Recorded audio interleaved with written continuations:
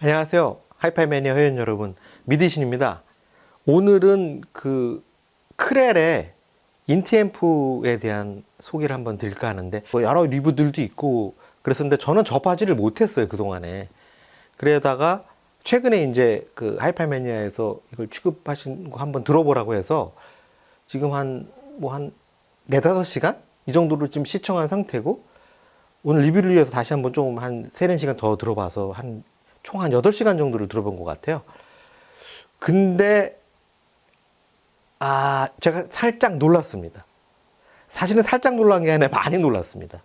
왜 그러냐면 여러분들이 보통 이게 A 클래스를 구현한다라고 하고 있고, 그 특징이 iBIOS XD라는 그런 특이한 용어를 쓰거든요, 크렐이. 예전에 그 뱅가드 시리즈인가요? 거기서 iBIOS라고 그 바이오스를 제어하는, 바이오스라는 거는 이제 파워앰프에서 입력 신호를 증폭하기 위해서, 스피커를 구동하기 위해서는 뭐 2V, 4V 이렇게 들어오는 라인 인풋 레벨의 전압 신호를 수십 볼트로 증폭해야지 스피커가 가동하거든요. 근데 이 스피커 가동하기 위해서 증폭시키는 그 증폭하는 방식이 여러 가지가 있잖아요. 예를 들면 여러분들이 잘 아는 A 클래스라는 게 있어요. A 클래스는 입력 신호가 있건 없건 무조건 특정한 바이오스 전류를 항상 그 바이폴라 트랜지스터에 걸어주는 겁니다. 따라서 열이 엄청나고요. 장점은 명확합니다. 여러분들이 AB 클래스, 그 다음에 뭐 D 클래스, 뭐 디지털 앰프다 PWM으로 제어하는 그 D 클래스, 이런 여러 가지 앰프 타입들이 있는데 그것들이 각각의 특징을 가지고 있지만, 제가 생각하기에, 그리고 이건 논의의 여지 없이 제일 좋은 방식은 단연코 A 클래스예요. 이유는 뭐냐면 그건 명확한 겁니다.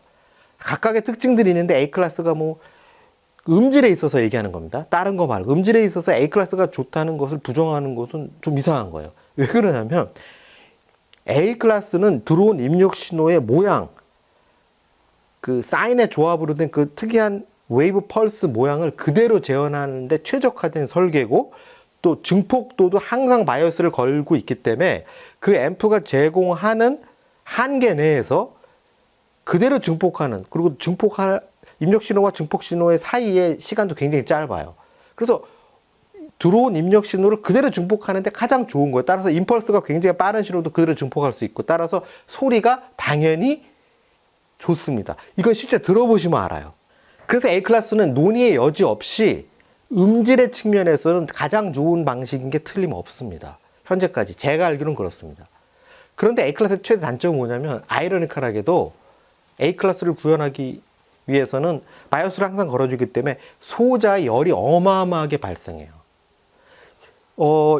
여러분들 그 예전에 그 그리폰 앰프라든지 크레 앰프라든지 KS50이라든지 이런 오리지널 A 클래스 마크레미스를 보면 얼마나 열이 심한지, 방열판이 까맣게 아노다이징한 방열판이 색이 갈색으로 변하고 그럴 정도였단 말이에요.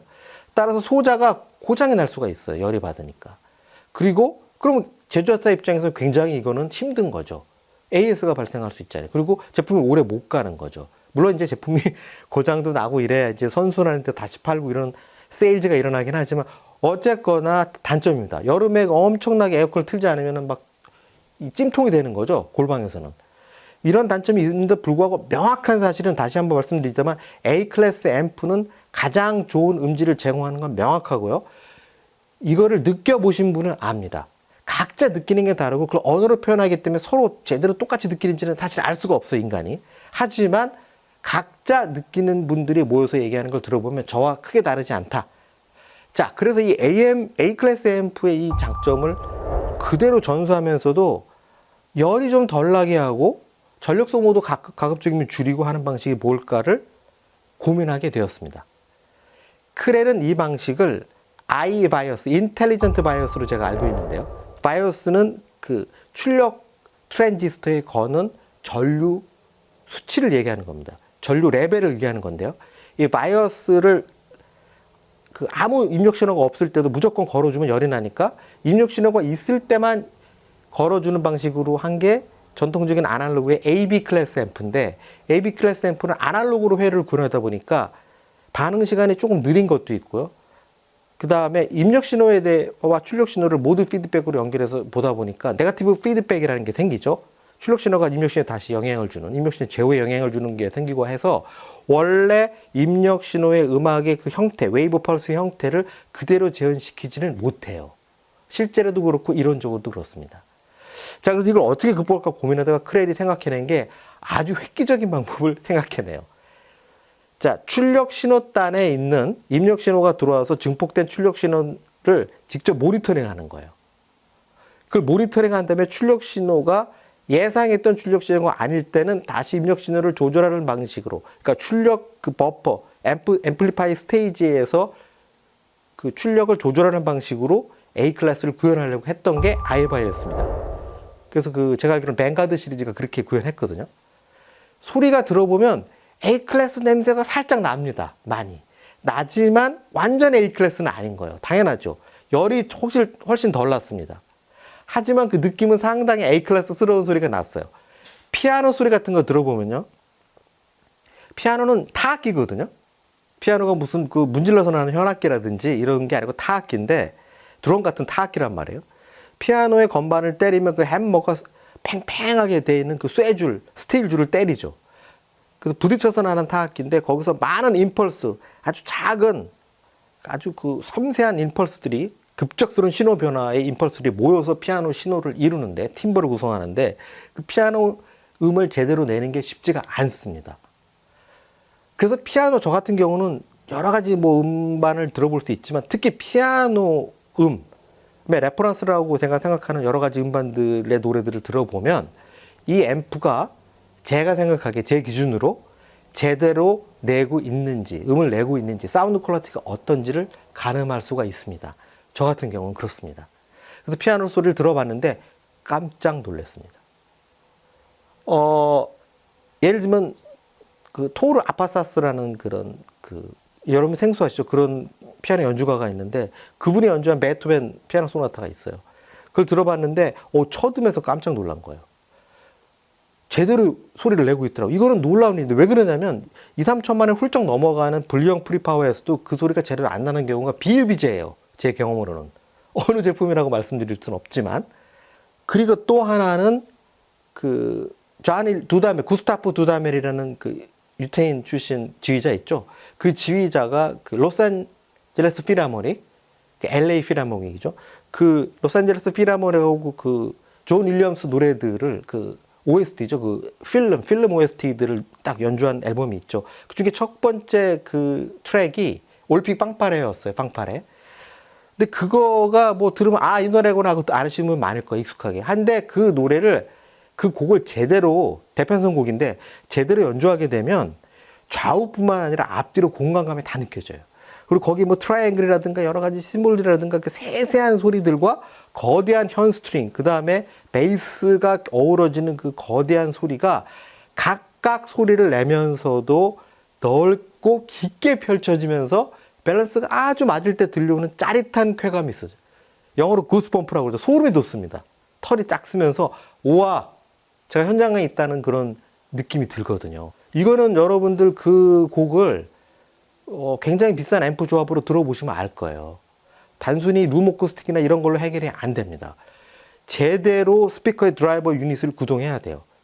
이 크렐 K300i가 이제 2019년에 나왔지만 이제 크렐 입장에서는 최신의 그 바이어스 제어 기술인데 그게 이제 아까 말씀드린 iBias, 인텔리전트 바이어스 다음에 나오는 2세대 바이어스 제어 기술, iBias XD, Extended Dynamic, 확장된 다이내믹이라는 걸 했는데 전과 토폴로지는 똑같은데 좀 더 그 출력 신호를 세세하게 검토하고 빠르게 검토하는 회로가 추가됐고 그 다음에 결정적인 게 출력 임피던스가 낮아졌어요.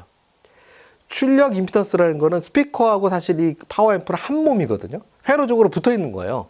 우리가 뭐 스피커 따로 사고 인티 앰프나 파워 앰프 따로 사서 붙이긴 하지만 회로적으로는 같이 부하에 해당하는 겁니다. 부하가 쉴 새 없이 주파수 따라 변하는 아주 다이내믹하고 제어하기 어려운 이상한 로드예요. 부하예요. 스피커가.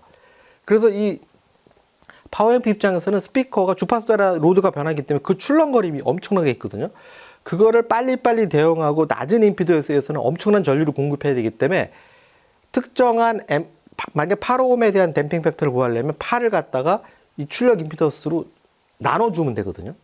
출력 임피던스가 낮으면 낮을수록 댐핑 팩터가 높아져요. 그 얘기는 특히 저역 드라이버라든지 이 중역 드라이버 그것들을 제대로 빨리빨리 제어하고 멈출 때 멈추고 움직일 때 움직일 수 있다는 얘기예요.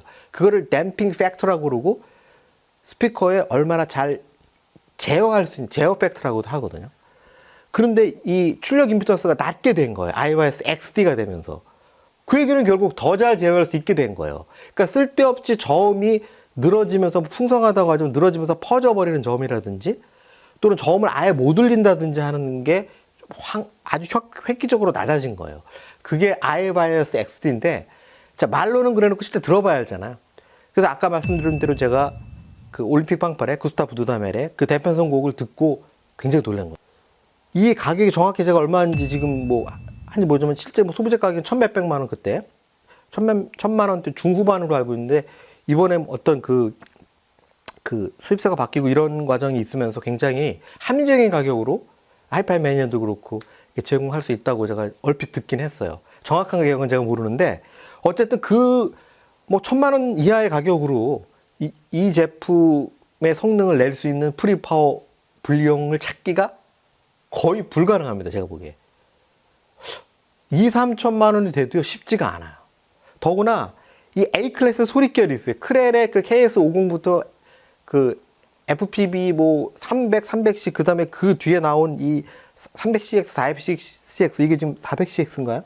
예, 이런 제품이 그 갖고 있는 강렬한 그 A클래스의 그 선혈한 느낌이 있어요. 제가 선혈하다 하면 피가 줄줄 흐르는 좀 과장되고 과격한 표현이긴 한데 과장된 건 아닙니다, 진짜.